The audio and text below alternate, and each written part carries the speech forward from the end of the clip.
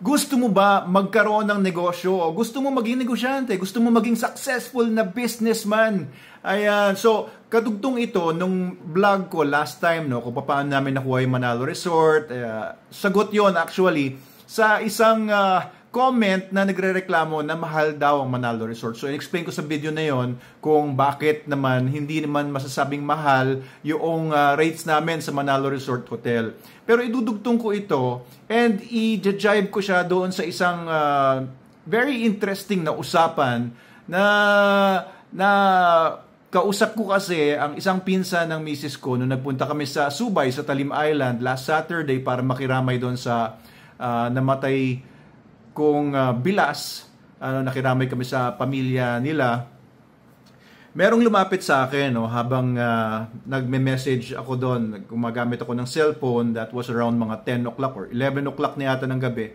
Nilapitan ako, tapos sabi, Doc Abel, paano ba maging negosyante? Or paano ba magagawa yung ginagawa mo? So this video is all about that. Baka po kasi interesado rin kayo magkaroon ng business, gusto niyo maging negosyante, gusto niyo maging successful business person, pero hindi niyo alam kung paano gawin yan, pero parang stuck kayo, no? Baka may nasimulan na rin kayo. Ito kasing pinsan ni misis ko, hindi ko lang siya papangalanan, pero sabi niya kasi may sinimulan na kasi siya, no? Misis niya actually mas negosyante kaysa sa kanya. Misis niya nakapagsimula ng online selling ng mga bags, mga ganyan, no?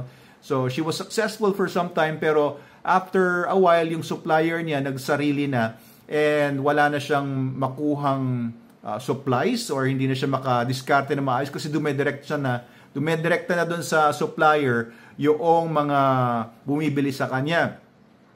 Anyway, siya naman, lalaki ito, na meron naman siyang maliit na business na nagde-design siya ng mga t-shirts, no? He's currently working for a company, parang engineering company ba ito, na meron siyang dinadraft ng mga plans or whatever, no? Hindi ko lang alam kung engineer din siya. Pero yun yung full-time job niya. So meron din siyang mga dinesign mga t-shirts, tapos maaaring binibenta niya, nakakabenta siguro siya kung ilan-ilan.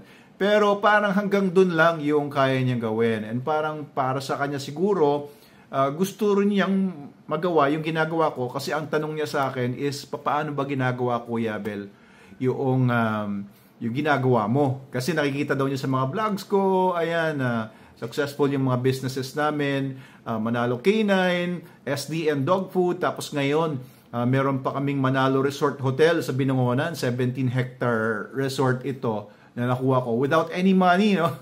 Kwento ko sa inyo yan later sa mga susunod na vlog kung paano ako nagkaroon ng resort na ganun kalaki nang wala akong pera. Interesting ba sa inyo yon? Comment below kung gusto nyo pag-usapan natin sa susunod na vlog yon.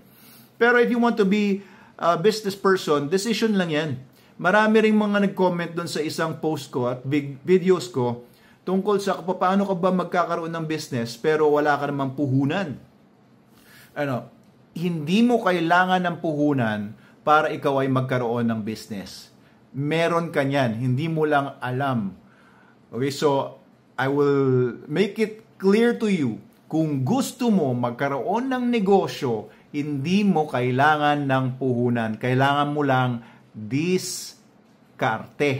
Ayan. Marami naman po tutulong sa inyo. Actually, ang dami ngayon ng mga gustong tumulong sa mga maliliit na negosyante or mga gustong magsimula ng negosyo, pero wala silang puhunan, no? Or maliit lang ang puhunan mo. Actually, totoo yan. Kahit may 500 pesos ka sa bulsa mo, puhunan na yun. Pwede na yun simula ng negosyo. 1,000 pesos, pwede mo nang gawing negosyo yan. Ay, kwento ko sa inyo, yung experiment ko dati, no, na natulungan ko.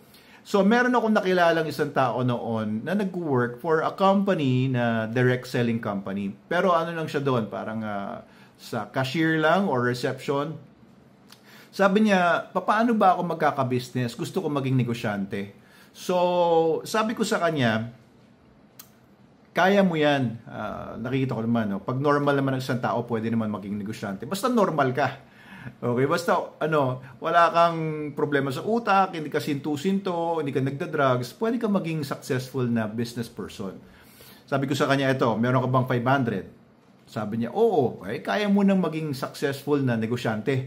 Sabi niya, paano yun? Ganito gawin mo. Sabi ko, natutunan ko lang din naman to, no? Ikwento ko lang din sa inyo. Sabi ko, yung 500 niyan, sumpaan mo. Sabi niya, paano? Sumpaan mo yung 500 pesos na hindi na kita gagasusin. Ayan, nakuha ko tong technique na ito, no, from person na trainer namin noon.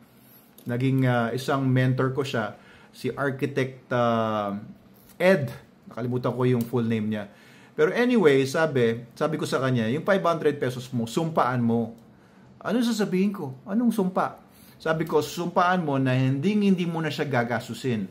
Yung 500 pesos na yan, eto, kumuha ako for illustration. Itong 500 pesos na yan, wag mo na siyang gagasusin. Ito na yung business mo. Okay? Business mo ito. Alright, so 500 pesos. Anong gagawin ko sa 500 pesos? Paano yun? Ganito lang, simple lang yan. Yung 500 pesos, ibili mo ng goods mo. Anong goods? Mag-isip ka ng kahit anong produkto na pwede mong bilhin na discounted ka or sobrang mura, tapos pwede mong ibenta ng may tubo. Ayan, mag-isip ka ng kahit anong produkto, kahit anong bagay na pwede mong bilhin at a discount, tapos ibenta mo, may tubo para magkaroon ka ng business. Sabi pa paano yun? O sige, meron siya naisip, no?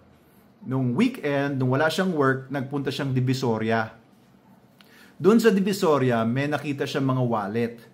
Marami doon kasi mabibili sa Divisoria na sobrang mura, mga wholesale prices. Siyempre, Divisoria yun. May nakuha siyang magagandang mga wallet. For example, for illustration lang, no? Itong wallet ko. Laki, no? Kasi puro cards, daming mga discount cards. So, ganitong wallet, pero maliit lang yung wallet, tapos maganda yung pagkaka-leather niya. Bumili siya ng mga wallet. At that time, yung wallet daw ay 100 pesos lang. Pero maganda na. Bumili siya ng 5, okay? 5. Pero alam niya, yung wallet na yun, mabibenta niya for 200 pesos sa mga kasama niya sa work. So, 500. Bumili siya ng 5 ganito. Pumunta siya ngayon sa trabaho niya the next day. Tapos, binenta niya sa mga kasama niya sa trabaho. Di yung 500 niya, bumalik sa kanya magkano? Tigto 200, 5. Di 1,000. Okay. For illustration purposes, naging 1,000 pesos. Okay? So, yung 1,000 pesos, sabi ko, wag mong gagastusin yan. Ang gawin mo dyan, kasi sinumpaan mo yan, may sumpa yan, business mo yan, wag kang kukuha dyan kahit pamasahe mo or anything. Business mo yan. Okay, ang gagawin mo ngayon dyan, ibili mo ulit ng mga produkto na pwede mong ibenta, na discounted mo bibilin, bebenta mo for a profit. Okay, so eto ngayon, pumunta ulit siya the next weekend. Sa Divisoria ulit, bumili ulit siya. 10 wallet naman ang nabili niya dun sa 1,000 niya. Okay, parang hobby lang naman. Pwede ka mag-start ng business as a hobby or part-time lang. 10. Pagbalik niya sa trabaho niya, kasi marami naman siyang mga co-workers binenta naman niya yung iba ng tigto 200 ulit na wallets. Okay, tigto 200 na wallets. Magkano mangyayari doon? 10 wallets times 200, naging 2,000 pesos. Okay, 2,000 pesos na. Sabi ko, ano gagawin mo ngayon dyan? Siyempre, ibibili mo ulit ng pampuhunan mo. Bibili mo ulit ng goods. Punta ulit siya the next week. Yung 2,000 niya, nakabili siya ng 10 wallet ulit. Plus, kumuha naman siya ng mga sinturon ng mga leather din na tigo 100 din. Okay, so binili niya tapos binenta niya sa mga workers na kasama niya ng mga wala pang wallet, ng tigto 200 yung mga wallet. Tapos, yung mga nakabili sa kanya ng wallet, binentahan naman niya ng sinturon ng tigto 200. Ano nangyari dun sa 200 niya? Naging 4,000. Okay? Yung 4,000 na yun, ang ginawa niya, pinambili ulit niya ng mga ganong goods din at naghanap ulit siya ng mga buyers. Napalago ulit niya, naging 8,000. Natutuwa yung minsan may kasama siya na kaibigan naman din niya. Tapos sabi niya, paano mo ginagawa yung ginagawa mo? Ayan, tinuruan niya. So sabi niya, sige, pupunahan kita. Tulungan mo ako magbenta nitong mga goods na ito. Tapos, pagka nabenta mo, hati tayo sa tubo. Di ba? Meron na siyang ahente. Okay, so, Ang sinasabi ko lang, yung 500 pesos na sinimulan niya, naging 4,000, tapos itong 4,000, naging 8,000, tapos lumalaki ng lumalaki. Every week lang, bumibili siya sa Divisoria, tapos binibenta niya, lumalaki, dumadami yung pera niya. Eto ngayon, ito ang lesson dyan. Nasa kwarto ngayon siya, nakikitira siya doon sa kuya niya. Doon sa pamilya ng kuya niya. Nakita nung kuya niya ngayon, nagbibilang siya isang gabi. Bilang siya. Sabi niya, nakita nung kuya niya, no? Sabi niya, uy, dami mong pera. Medyo nagulat siya kasi hindi niya alam na makikita siya ng kuya niya. Sabi nung kuya niya, ito, wala nang laman ng ref. Wala rin akong pambayad ng kuryente. Medyo malaki na yung kuryente natin. Baka pwede naman, utangin ko muna yan. Pambili natin ng mga gamit, mga pagkain at saka pambayad sa kuryente. Siyempre, nakonsensya siya. Kuya niya yun, nakikitira siya sa bahay. Pumayag siya. Sabi niya, sige, basta isusoli niyo lang po sa akin, ha. Oo, sige, susuli ko yan. Siyempre, gano'n naman yung mga nangungutang, di ba? Sige, susuli ko yan. Walang problema. Magkakaroon naman ako ng pera sa katapusan. Sige, binigay niya yung pera niya doon sa kuya niya. Hulaan niyo kung ano nangyari pagkatapos nun. Wala na, hindi na bumalik. Ang lesson doon, guys, pwede mong palaguin yung 500 pesos mo, pwede mong palaguin yan, nang wala ka namang sinasagasaang tao, hindi ka naman nanloko, di ba? Hanap ka lang ng product na pwede mo ibenta or serbisyo na pwede mong gawin ng walang puhunan o maliit lang puhunan mo, tapos mapapalago mo unti-unti. Huwag mo lang papatayin yung puhunan mo. Yan ang tandaan ninyo, yung puhunan. Ano nangyari? Lumaki. Pero pinautang niya. Yun ang pumatay sa business niya. Kaya ako, habang lumalaki po yung business ko, binibili ko agad ng mga ulugan. Ulugan na lupa, ulugan na sasakyan, para lang din naman sa business, no? Yung lupang mga binili ko, para din sa business namin. Ngayon, pag may nangungutang sa akin, makikita naman nila, wala ako talagang pera. Na pinambabayad lang din namin sa mga utang namin. And since may credit cards ang binibili ko sa groceries namin, mga pangangailangan namin, wala na talaga akong cash. Yan ang totoo. Kahit po yung Manalo Resort Hotel, binili ko lang po yan ng hulugan and meron akong balance na pabayaran doon sa previous owner. So, ang ibig ko lang sabihin, ang puhunan, hindi po yan balakid para makapagsimula ka ng kahit anong negosyo. Diba? Kahit yung sa pinsan ng misis ko, t-shirts, pwede naman palaguin yun. Kung nagpe-print man siya ng t-shirts, yung napagbentahan doon, wag niya dapat ginagastos yun. Ang dapat ginagawa niya, tinatabi niya kasi sa business niya yun, para sa future niya yun, para sa future ng pamilya niya yun. Hindi yun gagamitin ngayon. Okay? And then pagka naabot mo na, halimbawa doon sa previous example ko, halimbawa, ang goal niya is makakuha ng 100,000. Siguro hindi lang sinturon at saka wallets ang pwede niyang bilhin. Kapag lumalaki na yung pera mo, pwede mo na ibili ng ibang items yan na pwede mo ibenta at profit pa rin. Diba? Pero pag umabot ng 100,000, baka isipin mo, yung lampas sa 100,000, pwede mo nang gastusin yun. Anong goal mo? Diba? Yun yung tanong mo, anong goal mo, hanggang saan mo gustong lumaki yung business mo? Kung 100,000 business lang yan, o di mag-stop ka na doon, yung sobra doon, di pang happy-happy mo na, pang gastos mo na, etc. Pero kung gusto mong palaguin pa yung business mo, huwag mong gagalawin ulit yon. Pag umabot na ng kalahating milyon yung business mo, 1 milyon, pwede mo nang ibili ng mga items na pwede mong ibenta later on ng mas malaki ang kikitain mo. Ganun lang ang business, ganun lang ang pagpapalaki ng business. Huwag mo lang papatayin yung puhunan mo, paikutin mo lang yung pera. Okay, I'm giving this video para po doon sa mga gusto magnegosyo na employee ka ngayon o kaya ikaw ay nag-iisip ng kung ano mga pwede mong gawin para ma-secure yung future mo.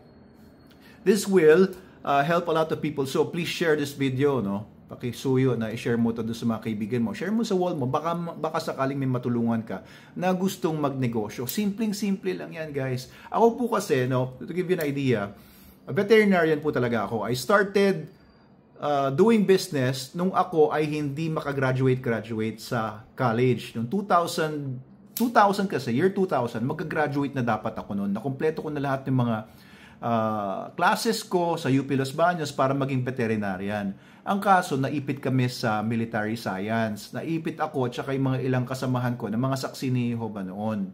Diba? Kasi hindi nag-military science ang mga saksi ni Jehovah dahil sa paniniwala na ito ay labag sa pagiging Kristiyano. So hindi kami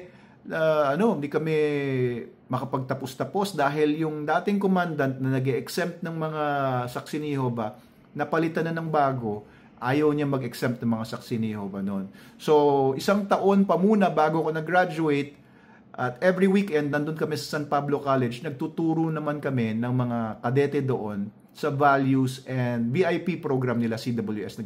Sumasama kami sa kanila sa mga outreach program nila, mga ganyan, mga paglilinis sa kalsada. So nakapagtapos ako 2001. Medyo nagtampo ako noon sa BetMed kasi hindi nila ako natulungan, college namin noon. Pero during that time, nag-radyo ako, nag-reporter ako sa radyo sa Pilipinas Online, Bantay OCW, si Dr. Abel Manalo. Yan yung linya ko every time ako magtatapos ng report ko. And at the same time, nag-networking po ako noon for a company called The Professional Group, TPG. Ayan, doon ko na-experience kumita ng 45,000 isang buwan, bago ako mag-graduate noon, 45,000 isang buwan. Hindi consistent yan. Kasi ang business guys, taas pa ba yan? Hindi consistent. Ang nangyari pa sa amin noon, after 1 year, ay yung kumpanyang TPG na owned by Francisco J. Colaico, Aboitis Group, etc. ay nagsara. Kaya yung mga ininvest namin doon, 15,000 pesos para sa mga pension plan, pati yung mga invest ng tatay ko, pati yung mga ibang mga nagtiwala sa akin, hindi namin makuha na. Sinubukan namin mga ilang taon pero hindi na namin nakuha lahat ng perang nilabas namin kasi nag-close down sila. Hanggang ngayon, sinisisi pa rin ako ng tatay ko at mga iba pang mga nag-invest doon sa kumpanya na yon. Pero the thing is, dahil doon sa compensation plan nila noon, ginawa nilang networking yung pension plans, ay natutunan ko na pag nagnegosyo ka pala, hindi mo kailangang magtrabaho ng mahabang oras sa isang kumpanya para ikaw ay kumita ng maganda. So, you only have to find your vehicle. Ibig sabihin, hanapin mo lang kung anong business yung maganda sa'yo. At maraming mga magagandang mga network marketing companies ngayon. Pwede nyo gawin din yon. Subukan ninyo. Pero ang aim nyo doon, pagpapasok kayo sa mga network marketing companies, is matutunan ninyo yung pagbe-business, pakikipag-usap sa tao, pagko-close, kung paano ka mag-market. Yan po yung mga matututunan nyo doon na magagamit nyo later on kung magsasarili kayo ng business ninyo. Or kung may iba pa kayong gustong gawin. Invaluable yun. Maraming maganda business dyan. Well, isa, marirecommend ko sa inyo, meron akong kaibigan na si Benji Pascogin, meron siyang franchising business, maliit lang ang puhunan, parang 15,000 yata kung meron kang ganon. Or meron pang mga ilan, kung interesado kayo sa mga ganon, pwede nyo pong i-research yan. Pwede nyo rin tanong sa akin sa comments below kung meron kayong mga gustong pasukang mga network marketing companies. Pero po, piliin nyo rin. Marami kasing network marketing company businesses na alam nyo yun na hindi rin sila mapagkakatiwalaan. And make sure na matutunan ninyo lahat ng dapat nyong matutunan doon sa mga business na pupuntahan nyo. Yun ang number 1. Kaya kung ang papasukin yung business ay may magandang training program para sa mga gustong maging entrepreneur, gustong maging negosyante, yung training na yun ang pinakamahalaga. Doon kayo pumunta sa kumpanya na yun na maganda ang training para sa mga negosyante nila. Tuturuan ka nila paano mag-sales, mag-marketing, tuturuan ka nila ng konting accounting, konting positioning, whatever, Pero ang pinakamaganda talaga, matutunan ninyo yung pagbibusiness. Kasi wala naman pong pinanganak na magaling na magnegosyo Pero matututunan niyo po yan unti-unti, tapos ma-apply niyo sa susunod pang mga businesses ninyo, yung mga natututunan niyo ngayon. Actually, yung mga ginagawa ko ngayon sa Manalo K9, sa Manalo Group of Companies, marami doon ay natutunan ko sa networking noon. Kaya maganda naman po ang networking. Basta ang goal niyo doon is matuto kayo kung paano magnegosyo. Okay, so if you're a networker, that's good. Pero maganda po, eventually din, kung kaya ninyong magtayo ng business, magtayo kayo ng sariling business kasi magke-create kayo ng iba pang mga jobs.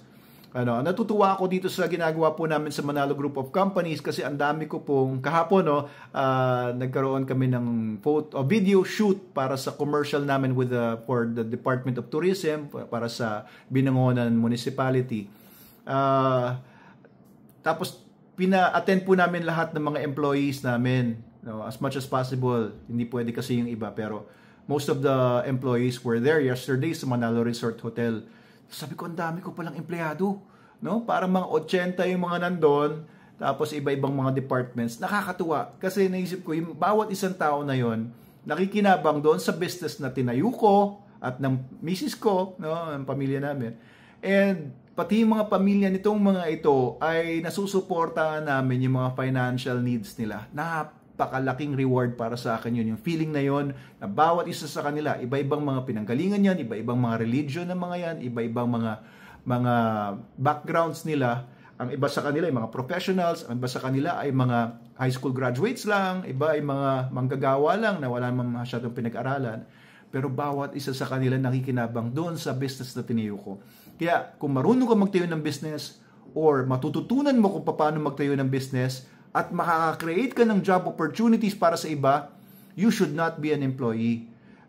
Gumawa ka na ng business mo ngayon, you could start part-time, may business ka, and tuloy-tuloy pa rin naman pag-i-employee mo. Pag kaya na ng business mo na suportahan ka at ng pamilya mo, iwan mo na yung employment, mag-business ka na para you can give chance to others naman doon sa employment. Diba? Kasi naman yan hindi ka naman pwede maging employee forever. And at the same time, ang maganda sa pagiging negosyante, yung negosyong tinayo mo, may papamana mo yan sa anak mo, mapapamana mo yan sa future generations. Pero pagka employee ka, hindi mo may papamana yan. Of course, kanya-kanya naman pong mga diskarte at pipiliin sa buhay. Pero kung ang paniniwala ko, kung kaya mo magtayo ng business, magtayo ka ng business. Yan ang kulang sa atin dito sa Pilipinas. Yung mga isip entrepreneur. Ang dami nating employees, konti yung mga employers. Kaya maalis sa bansa natin yung mga workforce natin nagkakaroon ng brain drain. Kasi nga, kulang nga yung mga nagtatayo ng business dito sa Pilipinas.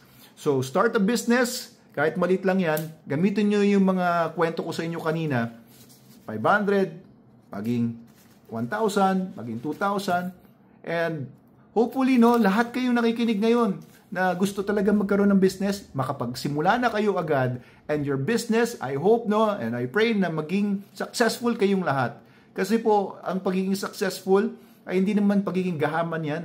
Hindi po yan love of money. Pero kung ginagamit ninyo yung success ninyo para makatulong sa iba, magkaroon sila ng mga trabaho, magkaroon ng opportunities, magkaroon ng economic activity sa lugar ninyo, kagaya ng nangyayari ngayon sa Manalo Resort Hotel, pagpapala kayo sa iba. Kesa yung salta ka ng salta tungkol sa pag-ibig, tungkol sa pagtulong, hindi mo naman ginagawa. Pero kung nagtutumutulong ka talaga sa iba, sa praktikal na paraan, diba? Iba yung napapatunayan mo, yung tulong mo sa iba, kaysa yung salita ka lang ng salita ng tulong. Kaya if you can do it, be an entrepreneur. Si Dr. Abel Manalo po ito, the Vetrepreneur. Yan po yung magiging tagline ko po sa bagong branding na ginagawa natin. Kasi I really wish na maraming mga maging entrepreneurs dito sa Pilipinas. Kasi nagpunta na kami ng Thailand, nagpunta kami ng China, nagpunta ako ng Indonesia. Sa Pilipinas po talaga, medyo kakulangan tayo sa entrepreneurship spirit. Most of graduates want to be employed, di ba? Malaking problema po yan for our economy. Kaya ang dami natin OFWs, nagpapadala dito ng pera, pero di ba, cash lang yun. We need jobs here. We need people who create jobs. Kaya, yun lang po. Pasensya na kayo, medyo mahaba yung video, pero I hope na appreciate po ninyo yung wealth of knowledge po na binibigay ko po dito. Siguro kasi 50 years old na ako soon, and gusto ko naman na matulungan naman yung next generations ng mga negosyante.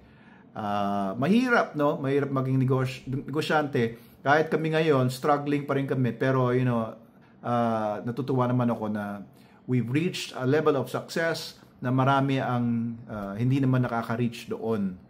Okay, so I think 99% ng mga nagsimula ng business when we started it noong 2007, 99% hindi naman na-reach yung mga na-reach namin sa Manalo Group of Companies, starting with Manalo K9 before.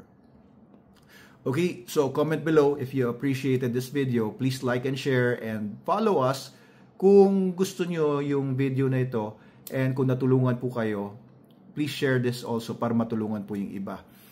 If you want any other topic, no, kung meron po kayong gustong pag-usapan ko sa mga susunod na mga vlogs, pakisulat na lang po sa baba. I'll be happy to share my knowledge, no, kung ano mang meron akong knowledge na maliit lang naman, hindi man ako maituturing na kagaya ng mga malalaking tao talaga.